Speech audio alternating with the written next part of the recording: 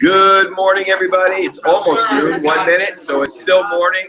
You have 1 minute till it's afternoon. I want to remind you all to go to your email and make sure, make sure that you grab your notes. If you didn't get notes, if you want to email me at drspencer@empoweringpastors.com, I'll send you out the notes for today. You want to be able to take this and teach your staff, whether you're a company or whether you're a ministry. You want to make sure you do that. Now, as a viewer, I want to push you to our online chat. There's somebody manning that all the way through, so any questions you have or thoughts you have, we want to make sure that you share those. So make sure that you get on the online chat. Who's online right now? I see some folks online right now.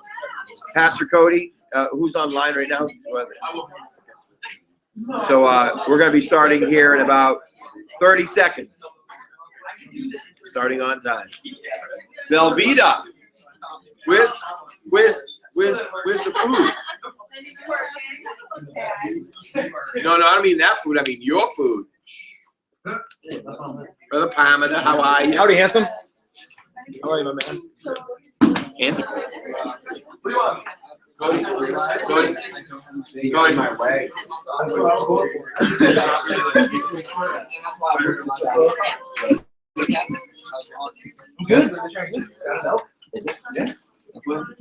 Okay, everybody, let's all come to attention. Here's some thoughts for you. If you did not do your homework from last week and you were here, I do take cash, $25. Or also what you could do is you could pay my PayPal account at pastorspencer@gmail.com. I did not get a response from everybody, so I know I at least have $100 coming from just the classroom alone, which makes me very happy. And so thank you so much for giving. It will propel the world. Giving is good. So online, if you didn't do your homework, make sure that you are honorable. This is a big thing now. Whether you're my child or not, whether you're on staff or not, whether you're a Bible school student or not, if you're asked to do homework and you do not do it, you owe $25. You don't have $25, you can work it off. All Bible school students, you can work it off in my room. We have things that always need to be cleaned. So, let you know when? Great, good deal. The bathroom is ready to be cleaned. Glory to God. Oh, that's right. I have five cord of wood that will need to be stacked here this next week for all those that didn't do your homework. Did you do your homework? Oh, okay. Very good. Great excuse. Okay, so I want to talk today about something called secluded leadership. The very first thing that everyone comes to a conclusion on in your mind is that maybe this is a leader of a small organization, a small church, a small ministry. They're out living in Timbuktu, and they're all by themselves. They're secluded. That is real. And actually, the majority of churches in America are rural. And what do we mean by rural? They're not in the city. And therefore, a lot of the pastors are small churches, 70 or under, and many of them are in the position where they honestly are all by themselves. That's not what I want to talk about today. That's not the seclusion that I want to deal with. I want to talk about the seclusion that's created not by a physical environment, but that's created by and amongst staff members, whether it be of a company or whether it be of a church. And this is applicable in all directions because it is imperative that we recognize that seclusion brings great loneliness. Now, one of the things that, and I shared this example a little bit ago, was when you've been harmed or wounded in leadership a period of time, most people go into some level of protection. Now, we were sitting down with, the gentleman that was here, Rick Shelton. I'm so sorry, Rick Shelton. If you ever watch this, I don't always forget your name. But if Rick Shelton was telling me about a great evangelist that today is very, very well known. And he was solid. He was a solid guy, powerful in the kingdom, moved powerfully in the gifts of the Spirit. The Lord really used him. And he got wounded. He kept trying to get into a group of people, of other ministers, and it was almost like the good old boys club, and he wasn't allowed in. So he became wounded and became secluded. And in his secluded position, in his seclusion, what ended up happening was he actually convinced himself that things that are absolutely wrong were absolutely right. And so now when anybody sees him on television, he's still on television as an evangelist, he's crazy. But he didn't start off crazy. His crazy began in seclusion. And today, secluded leadership is something that happens in the amongst of crowds.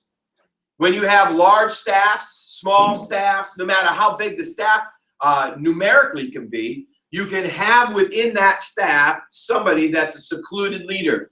And today I want to deal with that because seclusion not only brings delusion, but seclusion always and brings forth some level of division within every single team.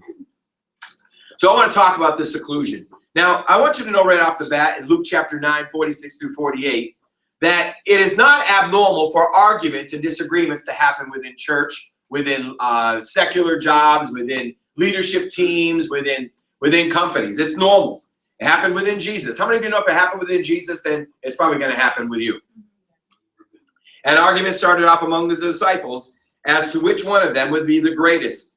Jesus, knowing their hearts, took a little child and had him stand beside him. And he said to him, whoever welcomes this little child in my name welcomes me. And whoever welcomes me welcomes the one who sent me. For it is the one who is least among you who is the greatest. Luke chapter 22, 24 through 27. And there was also a great dispute among them as to which one of them should be considered the greatest. And he said, the king of the Gentiles exercises lordship over them, and those who exercise authority over them are called benefactors. But not so among you. On the contrary, who is the greatest among you, let him be the younger. He who governs as he who serves. For who is greater, he who sits at the table or he who serves? Is it not he who sits at the table? That's normal, right? Whoever sits at the table is the one that's the greater authority. But this is what Jesus said. Yet I'm among you as the one who serves. So today I want to talk about actually learning how to be part of a team. And that is a challenge because of the great personalities and powers that God has given you and the gifts that the Lord has given you. Teams do not always get along, but that doesn't mean they're not in unity. Now, I need to say that because many times people think if there's arguments or infighting that people don't like each other. That's not always true. Just because there are arguments in and amongst a team does not mean that there's not unity. And honestly, just because there are people that don't agree, it doesn't mean that they're disloyal.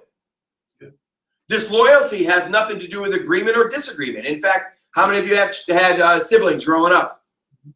Did you always get along with your siblings? Did you ever fight with your siblings?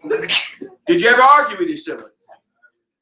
Did you ever have to defend your sibling? Yes. Of course you did.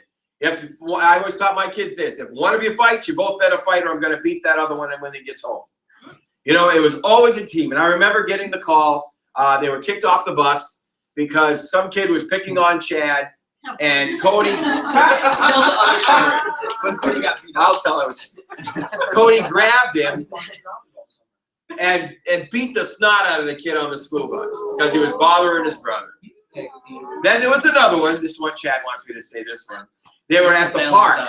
They were at the park, the summer park program, and Cody was in a fight with this one kid, and he didn't want to get kicked out. And I told him, if you get kicked out of the summer park program, I'm going to spank you.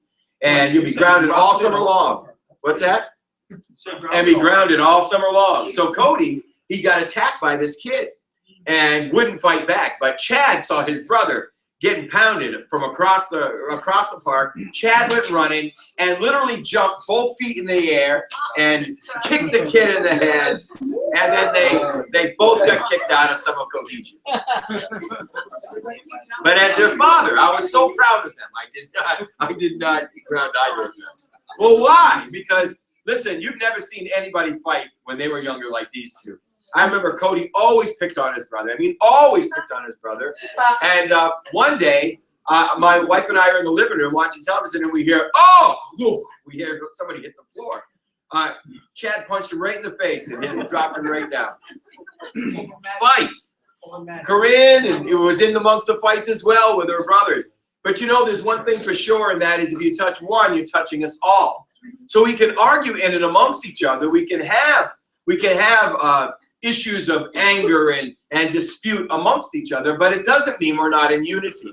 And so within a team, you need to know that this is not abnormal. It is not abnormal that you disagree with people. It is not abnormal that you argue with your other teammates. It's not abnormal. What's abnormal is when you're not willing to help if they're in trouble. That shows the issue of disunity. And so what happened is the person that has done that has made a decision that they want to seclude themselves from the other team members, even though they're part of. That seclusion will always bring a detrimental response and a declaration that you no longer are part of the collective vision, but you are on for your own agenda. Now, why is it important to recognize this? Because you are at some point in time going to have this occur in your ministry, in your department, within your company, where people you've hired, they come on and they are great folk, but they have their own agenda. When that occurs, you need to be able to identify that, because you're going to see that there will only be some level of unity availed within that person's life, because when a person is transient, they're always secluded. When a person is transient, they are always secluded. A person can be in a location, but if they're transient in their mind, there is a level of seclusion. There's a challenge to make sure that if we're going to create positive, powerful teams, that seclusion is not something that is allowed. Now, the other day, and I hope you don't mind, I put my family out there. I've got a phenomenal family, and we are in unity, and we love each other, and we spend an enormous amount of time with each other. But I remember the other day, Corinne was just angry, and I don't know who she was angry at. She was angry at Chad. But she went to her room, and all afternoon, we never saw Corinne. The whole family's there, and everybody, where's Corinne? She's up in her room. Don't bother her. Don't. She secluded herself. And there are times of seclusion because you have to work things out. But you can never remain in seclusion, or you've just disemboweled yourself from the vision. So seclusion is a dangerous factor, but yet it is a safe factor for many people in their own mind. But to truly create a team, seclusionary individuals will always bring division in the long run and will never propel the team forward. Because remember, if you're part of a team and you're a leader of a team and you're a seclusionary, then ultimately what you're passing down to your team through impartation is the same heart.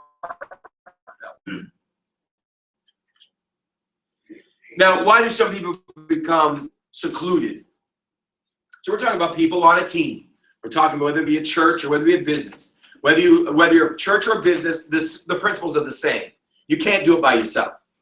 If you do it by yourself, you're going to always remain small. You've got to be able to build a team around you that are going to have facets of the vision that you yourself might not be overwhelmingly the best at, or that you are good at it, but you're wise enough to set people around you so that you can focus on what's necessary to go to the higher level while they're able to do their responsibility, and the entire company, corporation, or ministry will continue to rise and go to the next level. The danger is when somebody steps into a level of possession. One of the greatest mistakes that's generated by seclusionary individuals is that they take ownership of a position, they take ownership of a ministry, they take ownership of a department, and it now becomes them or completely theirs. Now, listen, we've always heard it said that a person's got to own the vision. You know, they got to own. No, it's not true. A person should never own the vision. They've got to believe in the vision, but they can't own it unless they're owning the entirety. People go into seclusion as leaders when they take a position or they take a responsibility, and it's all of theirs. Now, I was just talking with an individual the other day whose relative was responsible for a ministry in a church for decades. And what happened was, when the transition came for them to step out of that and somebody else to step into that, there was phenomenal friction. Well, why is that? Because that individual started to own their position. That became an identity.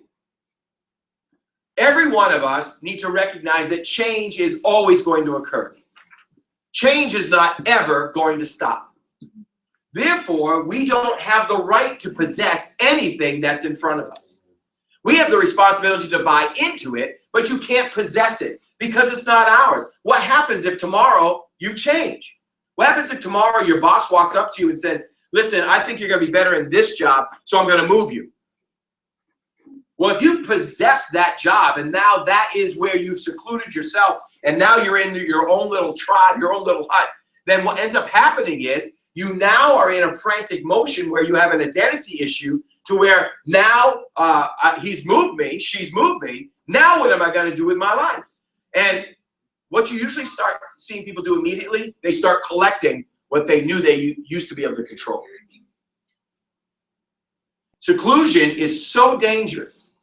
And a person that takes possession of their responsibilities, a possession of their job, becomes seclusionary individuals because they want to do the best that they can in that department and not participate with anybody else. Now, a person that's not seclusionary, this is still extremely important. They need to be able to do the best that they can to excel the vision, but at the same time, they've got to be able to play well with the other brothers and sisters.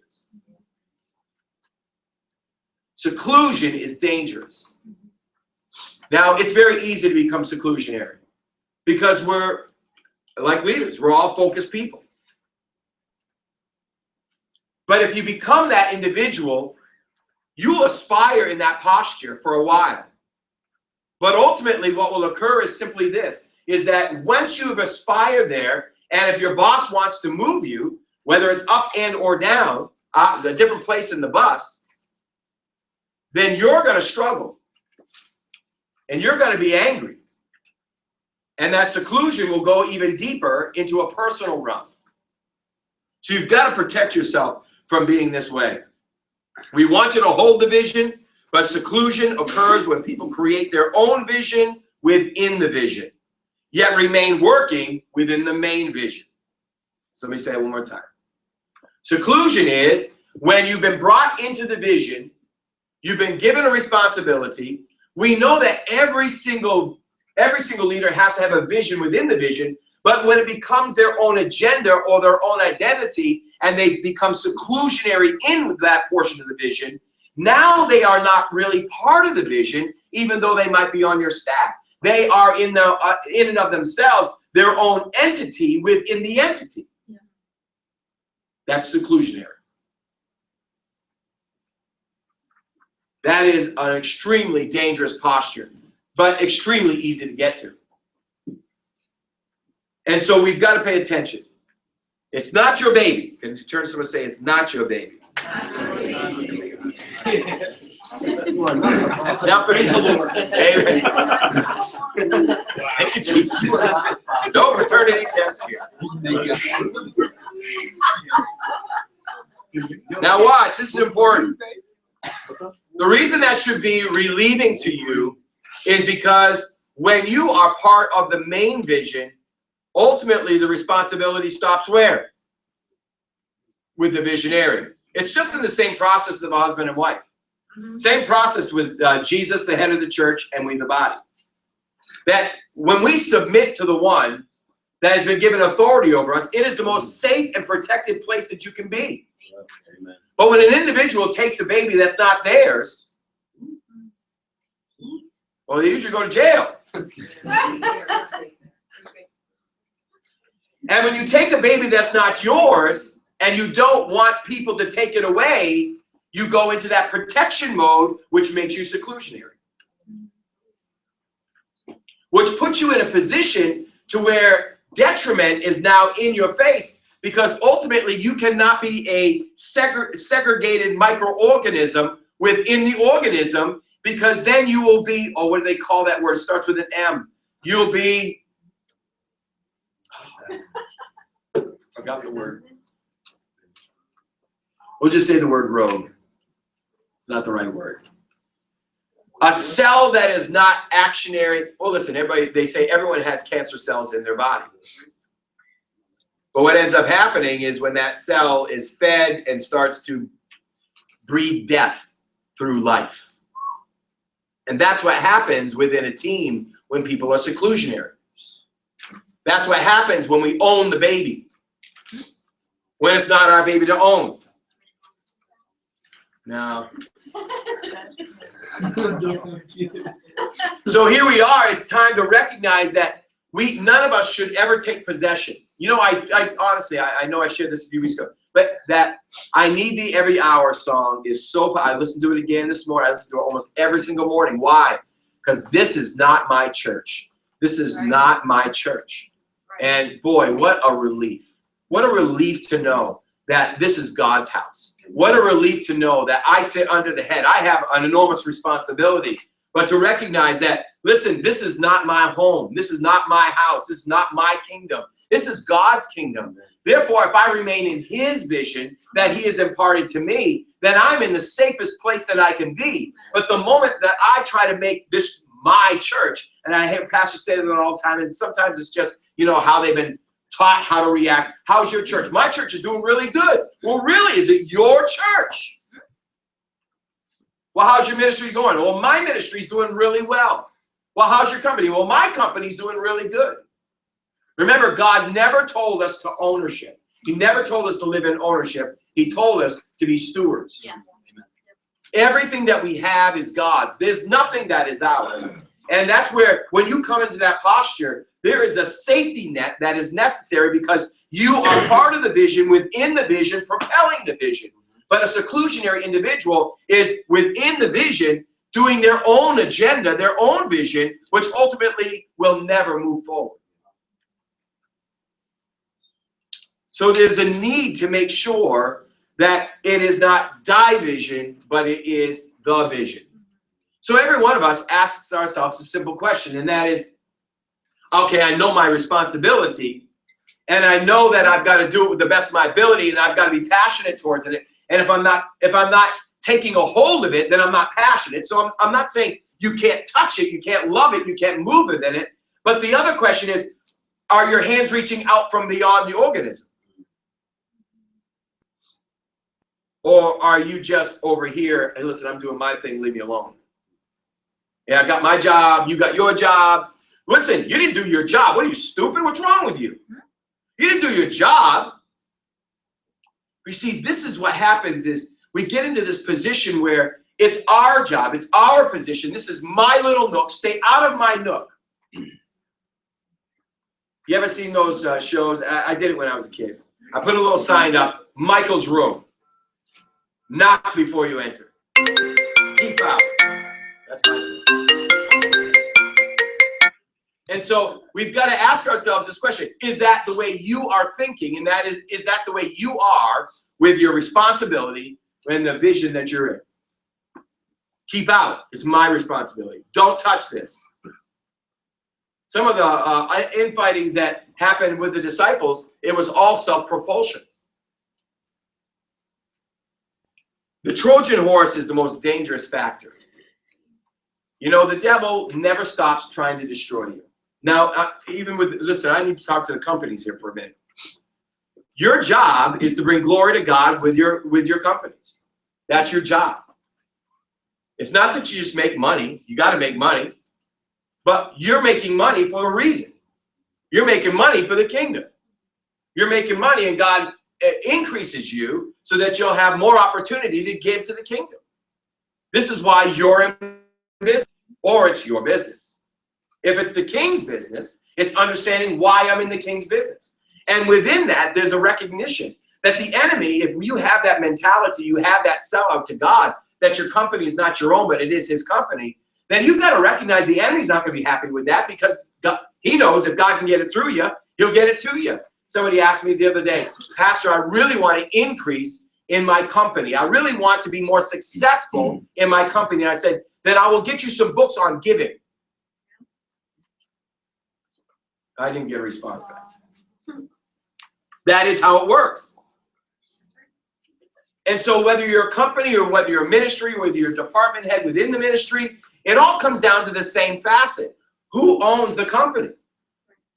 Or have you seclusionary in your own self, seclusion, that's not the right word. Have you become seclusionary within your own self and taken possession of something that you should never own? When you do that, you become a person that is going to grasp and grip and make sure you protect everything that you can. Now, another way that a team, let me just finish, the Trojan horse. We all know that one. 1 Corinthians 10, 1, 10 through 13. Now I plead with you, brethren, by the name of our Lord Jesus Christ, that you all speak the same thing. What was that? That you all speak the same thing, and that there be no divisions among you, but that you be perfectly joined together in the same mind and in the same judgment. For it has been declared to me concerning you, my brethren, that by those of Cleo's household, that there are contentions among you. Now I say this, that each of you saying, I am of Paul, I am of Apollos, I am Cephas, I am of Christ. Is Christ divided? Was Paul crucified for you? Or were you baptized in the name of Paul? Luke 11:17. But Jesus, knowing their thoughts, said to them, every kingdom divided against itself is brought to desolation, and a house divided against itself always falls. I have found through the years of experience that there are very few people on any staff that intentionally come into a company to destroy it. Has anybody ever seen that happen? Where you had somebody come in and that was their intention, was to destroy it? No? Yes? Yes? No? Yeah. No, just on the way out. Just on the way, yeah, always on the way out, brother. Anybody else on the way in? Very rare. Most people, actually, when they get hired, they're excited. They're excited to be part of something. They're excited to be part of the team. They're excited that they can be part of a vision that's bigger than they are. Everybody wants to be part of something larger than they are. This is humanity. We all want to excel, not decrease. No one goes to the stock market and says, boy, I can't wait to buy this, this stock I know is going to fail. Everybody goes in with the mindset of wanting to increase.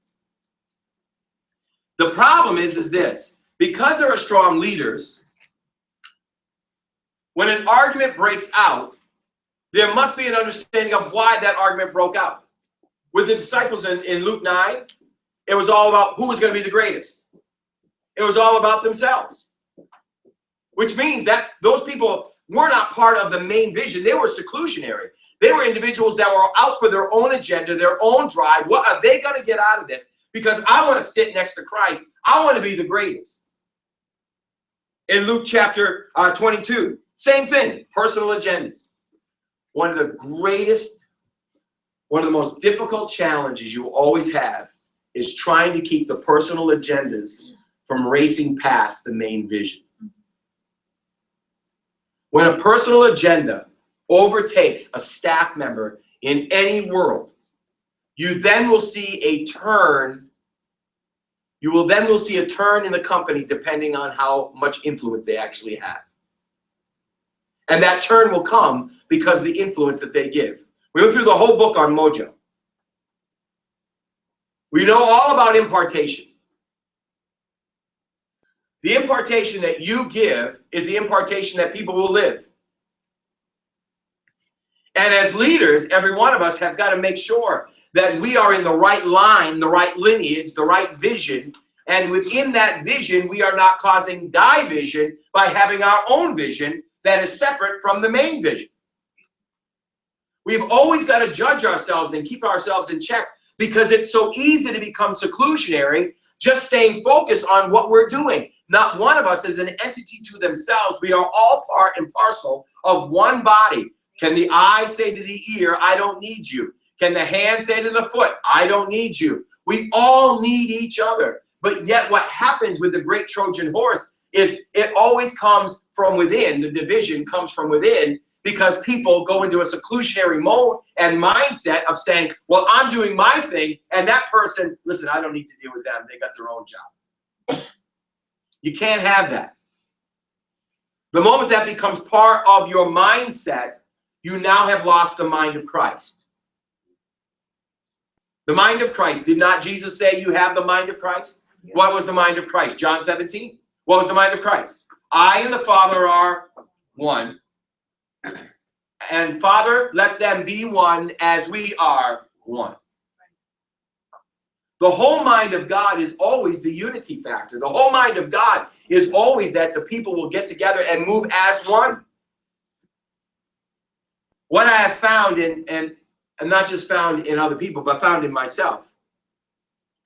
When you're on a team, sometimes we forget that we're all human. What do I mean by that? We all have weaknesses. How many of you got at least one weakness in your life? How many got quirks? Anybody know what a quirk is? What's a quirk? Irritation. Something that you do that just simply bugs people. Now, I've gotten better over the years. I kind of contaminated my children. But talk about impartation. But I have always been irritated by large crunching. Just does something to me. I think my head starts to spin.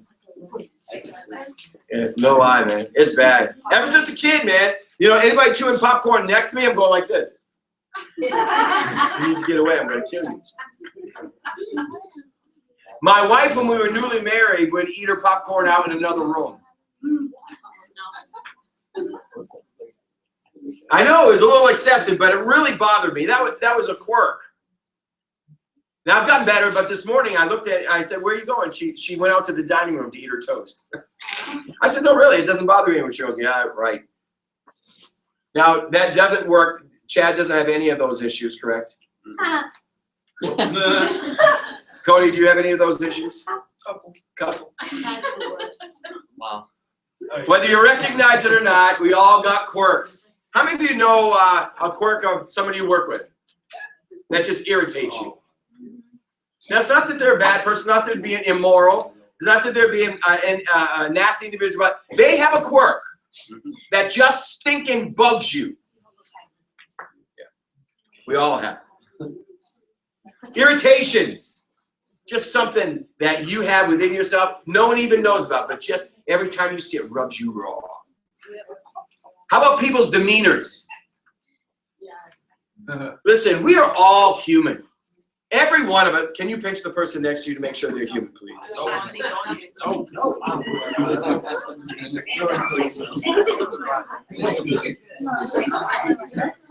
One of the main ways that I see seclusionary process coming into a team is when people forget that other people are human. When you're watching your teammate and they're irritating you, they're not performing to what you think that they should be performing, and they're not doing what you feel they should be accomplishing, and they're not rising to the level that you expect them to rise, and you're not even over them, you're parallel with them. And you start looking at them as a different individual. You do not see them as humans anymore. You dehumanize them into a position of just being a person that is at work. One of the great ways that I see seclusionary processes happening within a team that will destroy it from within, like the Trojan horse, is not just the arguments where somebody is running around doing their own agenda, but also we keep people from being human when we only see them at work. Now, there are times that there are individuals that is the length of your relationship that you will ever have. And that's more in business than it is in ministry. But in ministry, when you're working with a team, you can never lose the humanity. You can never lose the humanization of the individual that you're working with. Because let's be honest, we're supposed to be working for one goal and one heart, but it's so easy to lose that when that other person irritates you, when that other person isn't meeting up to your expectations like they need to anyways. When you dehumanize an individual, you put them in the position of being nothing more than a machine, and that's all their worth is to you. And it's easy to do, especially when you become seclusionary, or you allow that to push you to seclusionary. The very cornerstone of God is love. 1 John chapter 4, verse 8, anyone who does not love does not know God, because God is love. When a person is not human in another person's eyes, they are a machine. used as a commodity rather than a person who has feelings and goes through change. When my wife and I were going through this whole ordeal with this cancer thing, none of you knew that. None of you had a clue. But I wasn't in the office as much. I was a little seclusionary. The amazing part is none of you knew it, but it didn't change the fact that I'm human and I'm going through a situation that even though you don't know about it. Do you know that everybody in this room at some point in time is going to go through a situation that you're not going to know anything about? And if you go to the place of dehumanization with them, then you've cut out all level of love that they need from you during that moment. I'm going to say it. Okay, I'll do it. Yeah. The Christian world is sometimes the most dehumanizing group of people I've ever seen. Sadly enough, the bars have many people in the bars have greater relationships than the people of the churches. Yeah. I've seen when somebody needed to be moved, a bar guy needed to be moved, the church didn't show up, the bar guys did. Mm-hmm. We didn't have time. But the bar boys would be right there. We've got to make sure that if we're on a team in the kingdom of God especially, I'll be honest, I don't really know how that works as much when you have many, many sinners in your companies and you're dealing with them on a consistent basis. I don't know how you balance that love factor with them. But I know there has to be some level of relationship, or else there is no breaching of trust or no capability of trust in their life. But in the church world, we have got to make sure that this does not occur, because this is not about us. This is about God. This is about not our kingdom, but his kingdom. One of the things that I've had to work with, because I've gone through transition, everybody goes through transition, was when I stepped aside. And many of you knew that I was somewhat a controlling individual. At least Pastor Dan could say amen. I was somewhat of a controlling individual as a leader. And once I was being spoken to and trained, one of the things was, you got to let go. I was getting 4,500 text messages a month. He said, give that phone to Pastor Dan and don't take it back. So Pastor Dan got the 4,500 text messages a month, and all of a sudden, I'm starting to let go and starting to let go and starting to let go and starting to let go. And the challenges with starting to let go was I felt at times that I was actually subtracting myself from the body. I was not there as much. And even with the staff, talking with Pastor Andrea and talking with Keith Johnson was, you need to allow the staff to have air, to make their own mistakes. You need to allow them to step out and to build the vision. They might not do it your way, but they'll do it if you give them the capability and you give them the opportunity to rise to the occasion. And boy, I tell you, it's a challenge. And sometimes I found that I've stepped back too much, because I remember coming to the office and Carla asking me to leave because I was bothering everybody. I'm a very relational person, and I think some of the challenges with leadership is that barrier to where you have to humanize everybody, but you can't be close with everybody. And there's a hard balance there that I don't think anybody can teach you. I think it's just learned. And it's usually learned by bad mistakes. That you learn that you can't cross over, but at the same time, you can't just look at the people that are working with you and working for you if you're the boss and say, look at that, these guys just got a job. You've got to remember that they are people and they have feelings and they're going through problems at home. They've got situations going on in their lives, and that you might not ever know about it, but you can't dehumanize them. And when that happens, you create a seclusionary environment. And in that seclusionary environment, everybody does their little thing, but no one does the thing. Yes. A couple things that I want to share about working in the secular world is because you ask, you don't know how you do this in the secular world with the love aspect of not being Christians. Can you come on up here so Yeah. the folks can And see? they're in different places in their life. You know, some people definitely don't serve the Lord. Is that what we try to do is have rules. And so the rules are fairly distributed amongst everybody. Nobody becomes above the rule, because as soon as you do that, now you have favoritism. And then that, you know, that starts to destroy the morale of the company. So it doesn't matter if, you know, this person's hungover and this person's serving the Lord and this person's whatever it is, you know, if they're late, they're late. There's no special favor there. So then everybody is equal in their treatment. And so that kind of helps build the morale on that. And then, what did I say? I think, Jay, you might be able to recognize this. One of the things that I always ask is, because you talk about how somebody gets isolated. Mm-hmm. So, you know, because you got these diverse group of people, and so they're from all walks of life. But the one thing that I know isolates them pretty quickly is if they're lazy. Mm-hmm. Yes. So if they're lazy, the team just isolates them out, and then the next thing you know, they just they're gone. I mean, they don't work out. So, and a question that I ask in interviews like thousands of times now. What's the one thing that irritates you about coworkers if you were to come to work at the Subway? They said, well, if I'm treated unfairly, or if I work with people that are lazy, because then I got to carry the weight. So that's one thing that isolates people, and then, you know, then they're gone. And then they're gone. They don't last. What do you think, Jay? Yeah, well put. He's right on. Spot on. And in the church world, it's a challenge because there is a difference between the two worlds. And in the church world, they're coming on with the mindset of working for the king. Whatever you put your hands to, do it with all your might as unto the Lord.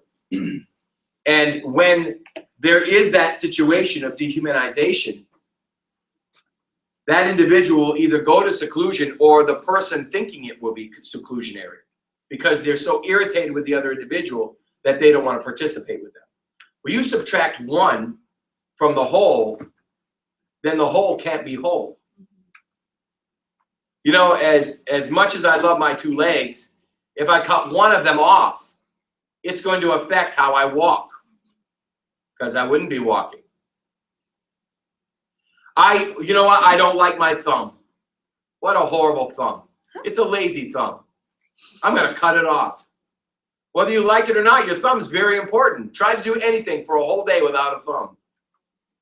How about cutting off your baby toe? Your baby toe is the one that actually balances your body, not your big toe. We cannot put people away. You've got to spend time with your team. What do I mean by that? And this is something I'm working on too, and I want to publicly apologize to my team. And that is, at times you find that you step back too much, and then if you've gone too far, you got to step back in. And after sitting with Pastor Andrea and sitting with other strong leaders, I have stepped back a little bit too much, where I'm really not as involved, and I'm not talking controlling, but relationally with my staff. And there's a necessity, because if that is not there, then it's very easy to just look at somebody by their performance rather than their humanity. And it's not that their performance doesn't matter. Their performance matters. But when you understand their humanity, there's a level of grace to build their performance to greatness. And if they're unwilling to respond to the grace because of relationship, then they ultimately would have to go anyways. But there must be a level of relationship, or else you are dehumanizing them to being nothing more than a performance machine. And if they're just a machine, then now you're using people rather than loving people. So this is a mandatory, a necessity. You know, even amongst the team members, you know, of our church. And I don't really know how much you guys hang out and stuff, but you all should be hanging out, doing stuff together. I made a rule many years ago, and I just have never expounded. I haven't expounded on it for years. But you're never to make friends with people within the body. You should only be making friends with the staff. Because what happens is, once you breach that relationship with them, you can never truly minister to them properly. So you have relationship, but they can't be your best friend. Jesus was always among sinners. He was a friend of sinners. But they weren't his best buddies. He only had 12 of those, and out of 12, he only had 3. But if you're never around people outside of work, then they're just performance people. And in the ministry, you can't do that. Because then you're judging them only on what you see them accomplishing rather than who they are as a person. And let's be real, each one of us have so many gifts and situations that are part of our job is to build other people. If you truly want to be successful, true success is not you becoming successful, but true success is you taking everybody with you to be successful. It's where people go beyond where you are. That is the greatest level of success when you're able to raise up leaders. And that's what I love about this house. You know, we've been able to take leaders that have been wounded and decimated, bring them in, restore them, and they go out and do ministry. I love doing that. Why? Because that's true success. And when you lose the person, when you lose love, then you no longer are building a team. You're just people hired to do a job. And you can't do that. Unity is God's plan. And this is no matter whether you're secular or whether you're in a secular business or in a church business. You've got to have unity. Every time there's been unity, there's nothing they could not accomplish. What did God say when they went to the Tower of Babel? There's nothing that they cannot do. Nothing. When humans get together, there's nothing they cannot do. When Hitler got Germany to conspire and to go against the world, what happened? He was taking over the world. If it wasn't for the United States of America, he would have owned Europe. He would have owned the whole Europe and Asia. He'd have taken over. There's nothing that cannot be accomplished when there's unity. My question is, and I want you to answer this on your paper. I want you to write, and you've done this prior, the name of your 5 or less most important people in your ministry, in the ministry that you are responsible for. What are their names?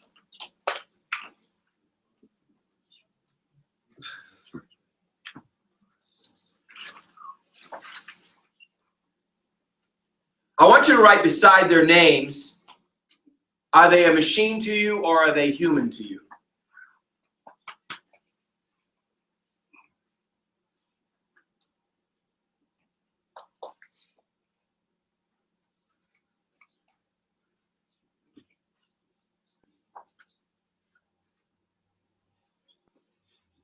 Beside that, I want you to write down, if they are human, how much time have you had to spend to near them, around them, to keep them human rather than performance-based only?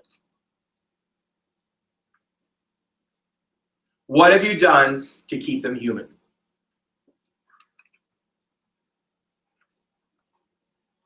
I want you to look at that team and I want you to answer, do I actually have unity for the vision within that team?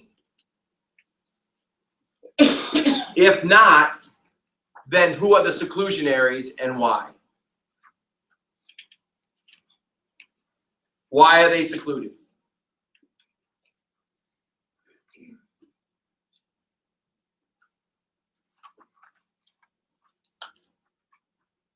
Now, all this is for you and I as leaders to be able to look at the people that are around us that we have placed in responsibilities that ultimately are to be propelling the vision, the greater vision. If that is not being accomplished, if there's no vision, and if they're only performance-based, then there is no relationship, so there is no loyalty. Where there is no relationship, there is no loyalty. Years and years and years ago, people would work for the same company for 40 or 50 years. They die with that company. If the company was going through hard times, they would sacrifice for that company. Nowadays, you've got companies that won't sacrifice anything for their people, and the people won't sacrifice anything for their company. There is no loyalty. Well, the reason there's no loyalty is because there's dehumanization.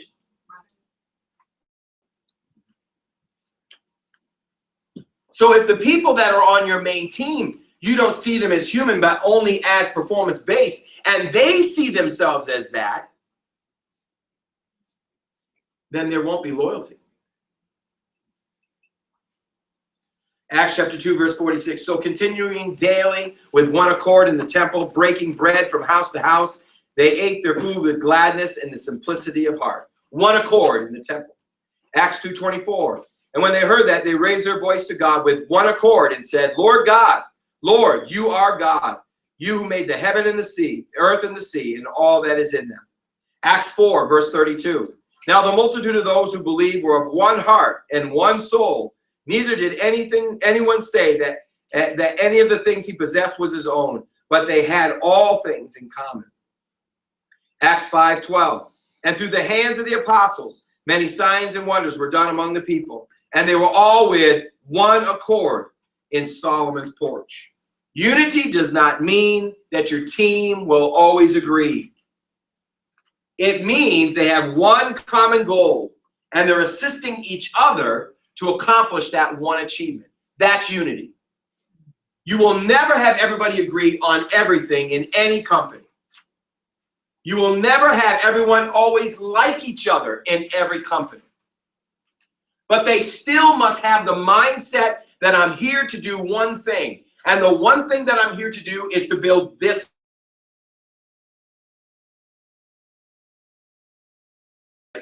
And to have people eat of my fruit to make this occur. I am passionate about this. I believe in this. And listen, when a person doesn't believe in your company, when a person doesn't believe in your ministry, when a person doesn't believe in your department, then all they're doing is it is all personal agenda, which means there is no loyalty.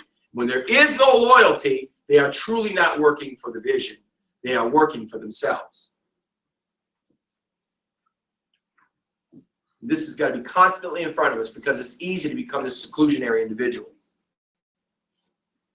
How do I keep myself and my staff from seclusion? Number one, make sure you're personally serving the vision, not the vision serving you. I say that again. This is not about what you can get out of the person or the ministry or the job that you're working with. Let's be honest. In the secular world, a lot of it has to do with money. How much money am I going to make? How much money can I make? Many people will jump from one job to the other for a $1 raise. Well, it's really not that much different in the church world. But what I found in both worlds is this one truth. No one will ever be more loyal to you whether they're making more or less. People will not be loyal to you because of the amount of money they make. Their loyalty to you is on relationship base and belief in the vision. You can pay somebody $50,000, $60,000, $70,000 a year, and you'll get no more performance out of them than if you paid them $30,000. They'll start off like a bat out of hell, but they'll soon roost in the cave. Because that is not the driving factor. If a person has a self-driven agenda, they are seclusionary, and they are dangerous to your vision. At first, it will be they're giving what they give, and that's nice, but ultimately what will end up happening is, especially if they're imparting to the people under them, they themselves and the whole line and lineage will become people that will be seclusionary to the vision, and they'll be self-driven, self-agenda, and they'll be the ones that propel themselves and don't care about any loyalty. Loyalty is one of the most powerful things that you can ever have within any company, within any ministry, and that comes through relationship. That comes as long as the dehumanization has not occurred. And that comes as each of us make a decision that I'm not doing this for me, I'm doing this for God. I'm living my life so that God will be glorified. That everything that I put my hand to, it's not performance for Pastor Spencer, it's not for Jay Parmenter, it's not for Josh, and it's not for Ken, it's not for whomever's in the room. This is so that God will get glory from my life, because he is the one that we're standing before, and he is the one ultimately that we're accountable to. And we give our all to God, then we can't fail. You've got to do your best for Jesus. You've got to keep the team mindset. Mark 9:35 says this. He sat down, called the 12 disciples over and said, whoever wants to be first must take last place and be the servant of all. Mark 10:44. And whoever would be first amongst you, you must be the slave of all. Serving is not self-seeking. I really had a hard time when I got my first armor bearer because it was Pastor Dan. Pastor Dan was the most amazing armor bearer. He really was. Very, very gifted and anointed for that call. But it was very hard for me because I don't need anybody to do anything for me. I can do it myself.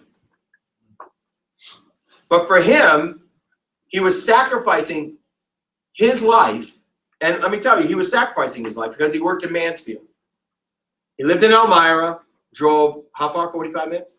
45 minutes to Mansfield, worked at that job 8 hours or more, drove home 45 minutes, and he was in the building a minimum of 5 or 6 nights a week. If I did a funeral or a wedding on a Friday or Saturday, he was standing right there. No matter where I was, he was. It was just the way it was. And you know, he was giving his all. And when you give your all, God will always promote you. God gives promotion. And the promotion that comes from the Lord is because of the faithfulness that we have to the vision and to the loyalty we have to those that we're submitted to. If you want to be the greatest, you've got to be the servant. And, you know, I'll do anything for anybody, man. It's just the way I am. I don't have to make the donuts on Harvest Festival night. I'm the pastor of the church. I don't have to go in there. And last night, I think we served 24 dozen donuts.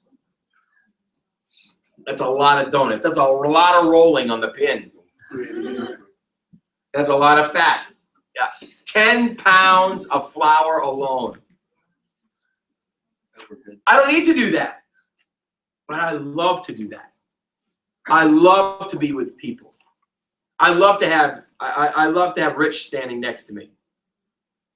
Yeah, if you don't know Rich, you know, you've heard Rich's story before. But Rich, 4 years ago, came to that window while I was making donuts, and he said, "Hey, need any effing help?"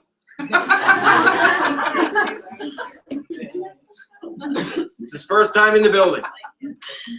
Wasn't born again, he's a farmer. And I said, "Sure." He came in there and he's sweating, literally sweating bullets. Some of them going into the dough, and I just had to keep turning my head. Not last night. He didn't sweat last night.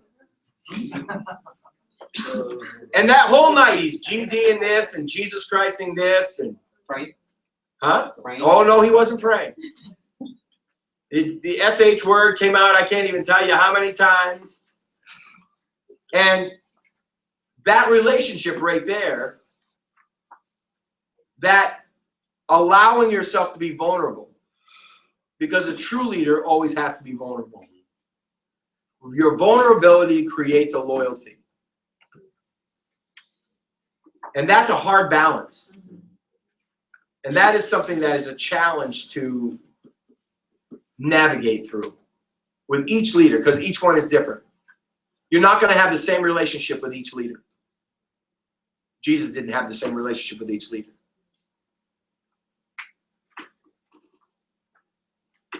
Because he came into that room, he gave his heart to Jesus, and 4 years later, he's back in that room helping me with the donuts. I don't need to do the donuts anymore. Rich can do the donuts. But I love doing it because I love being around people. Seclusionary people don't love people anymore. They dehumanize everybody. It's all about performance. Well, that's how I'm made. That's a lie from hell. Everyone in this room was made to love people. Everyone in this room was never made to be a seclusion, or else God would never brought Eve on the scene. It would have been just Adam and the elephants. Wasn't Adam and the elephants and the giraffes and the white-tailed deer or the elk. It wasn't the moose. God made Adam and he made Eve because he said it's not good for man to be alone. Whenever a person goes into seclusion, there's an issue with them. And you need to work it through with them or you can't keep them because they'll propel that through your entire organization. As a leadership, as a leader, we have got to keep people in the process of unity. The devil knows that if he can keep every leader, it's funny because over the years with different leaders, you have some that are better, they're better at delegation than others. What time is it? Is it one? Yeah. There are people that are better at delegation than others. And you'll have people come up to me, all they do is tell everybody what to do. I said, no, they're delegating. No, they're just telling us what to do. They don't really care about it. Just tell us what to do. But really what that shows, there's nothing wrong with delegation. But if they don't know you're their servant, which is what our government has lost. Yeah, Hillary's going to fix it. Yeah, there we go. Watch now. She's so bad. It was funny. Watch. The government was made to serve the people. Now the people serve the government. It is backwards, and it's going to bring death to our country. It will bring death to your organization. Are you their servant? Are you building them? Are you investing into them? Are you loving them? Are they human to you? I'm done here in a second. Here we go. You got to spend time with folk. Minister Redder and I have a very unique relationship. He has a huge responsibility, something that I struggled strongly with delegating, and that was he is over the pastoral and ministerial staff of the church, which means he meets with them every week. He gives them instruction. He corrects them. He builds them. Now, I did that. That was my job for all the years. As an executive pastor, that's now his responsibility, and a very, very difficult situation.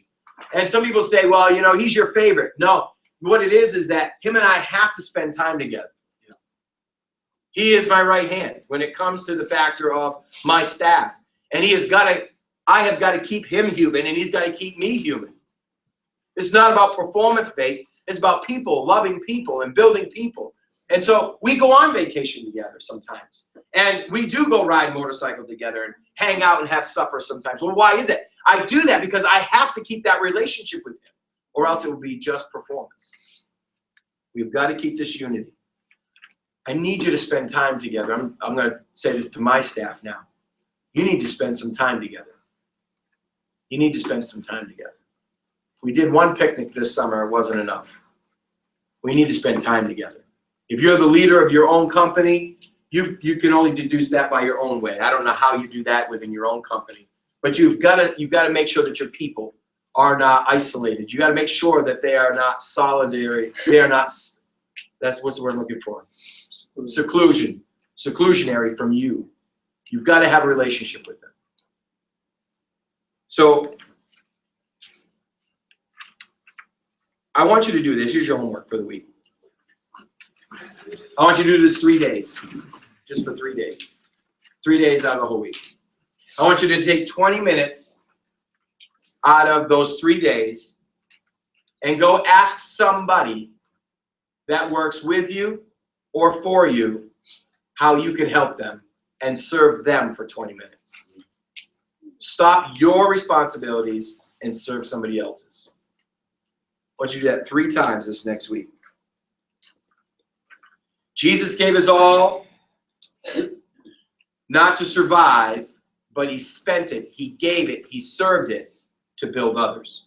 And that's why you and I are here today. Abandoning yourself to serve others empowers others.